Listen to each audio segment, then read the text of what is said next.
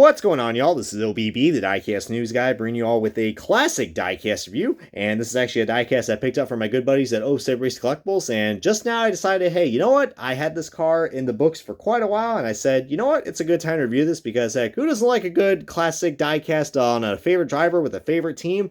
And this one's definitely going to turn a lot of heads. But heck, you guys might remember this car from the 2011 All-Star Race. This is on Mark Martin's 2011 number 25. No, I did not start it. He drove the 25 car for one race and one race only for a particular reason, which we'll get into in a second. Farmers Insurance Chevrolet Impala for Henry Motorsports. As you see right here, this box does not have the number 25, but there's a good reason why. There's a certain driver that took over another number that they had to switch another number, which we'll get to in a second. But you see right here, guys, anybody who knows their Henry Motorsports history, especially with the red 25 car, then you're going to be in for a real treat, guys. Consider this car more of a tribute / throwback to some of the past drivers in the 25 car, which we'll get into in a second, guys. But let's go and kick off this diecast review, the official unboxing of Mark Martin's 2011 Farmers Insurance All-Star car. And alrighty, guys, we got this diecast out of its box, and man, let me tell you what, guys, I was very fortunate to find this diecast at Race Collectibles, because this is actually, I think, one of the rarest cars that you can get out of the 2011 season, which was also the debut year for Lion-R Racing. I mean, I know they did made some of their diecast in 2010, like in late 2010, when they bought the rights from Motorsports Authentics, because they were going under. But, yeah, let me tell you what, guys, I have a really good love spot for some of these 2011 diecasts, because, heck, you know, these diecasts, I mean, I have to admit, they're probably my favorite out of the COT era, guys, and a lot of people wanted me to review some more COT cars, so I'm like, well, here you guys go. I do have a few more up my ass, and this one right here looks really cool.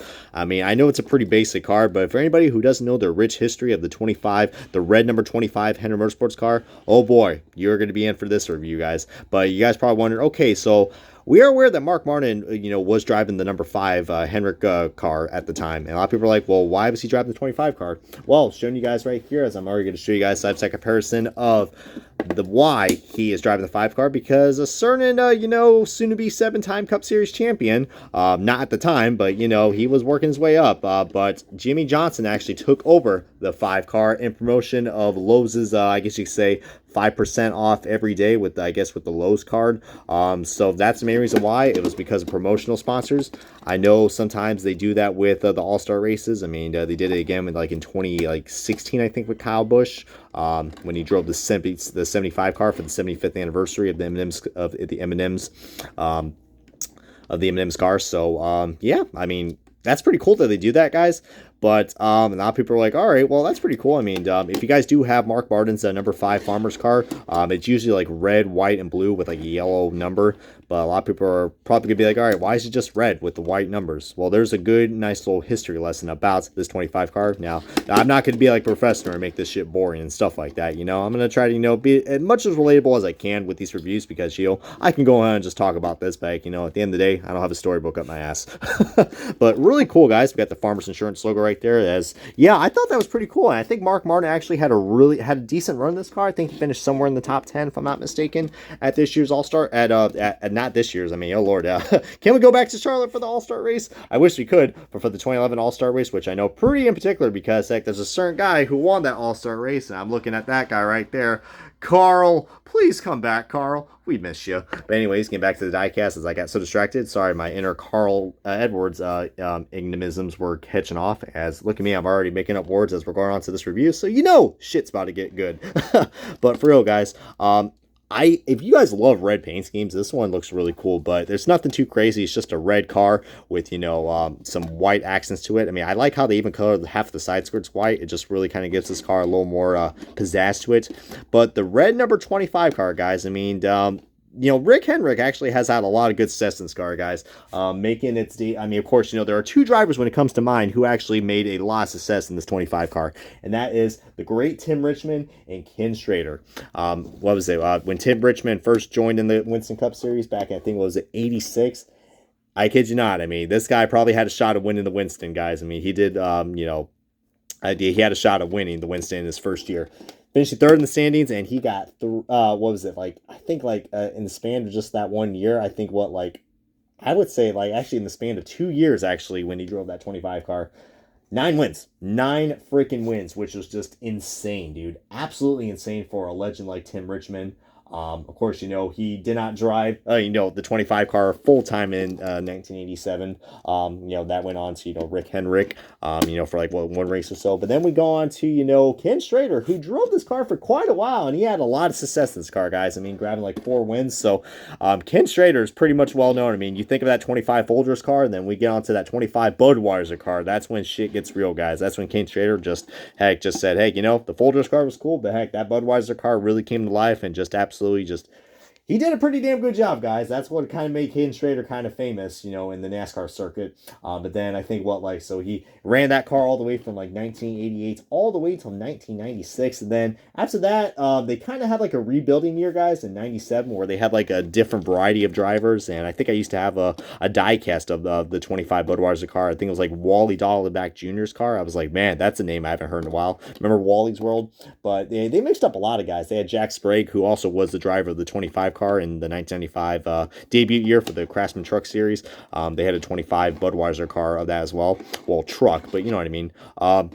So yeah, a lot of rich history with the 25 car for Hendrick Motorsports, and kind of wish this number would return. I mean, they did kind of return it back, when Chase Elliott first came into the market, in 2015, he made like 5 starts, so that's pretty cool, which, by the way, I do have other 25 diecast to review, like his Napa car and the Darlington car, so if you guys want me to review some more Hendrick diecasts, and you're in for a real treat, guys, because Hendrick diecasts are, pretty easy to acquire, but this one in particular looks really cool. You see a nice little GoDaddy mascot right there. I gotta admit, that motherfucker was creepy on a whole nother levels. Either that or some of the Super Bowl commercials that we got from GoDaddy, but just so freaking cool, man. You got all these other cool sponsors we got right there.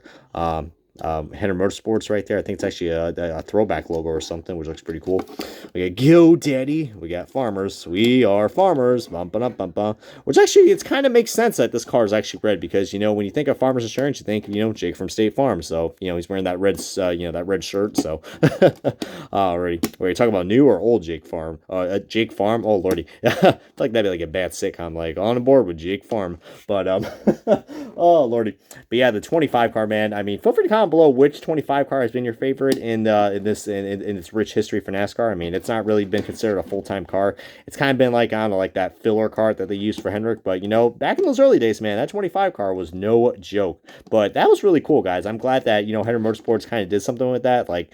Because Jimmy Johnson's side took over the 5, and I'm surprised they got away with that. But heck, I'm glad there was some meaning behind this paint scheme, even though it's very simple and it could be just a weird coincidence. But I'm telling you, probably Rick Hendrick had this in the back of his mind. He's like, you know what? We're going to pay a nice little tribute to, that red number 25 car that everyone likes, that Folgers and that Budweiser car.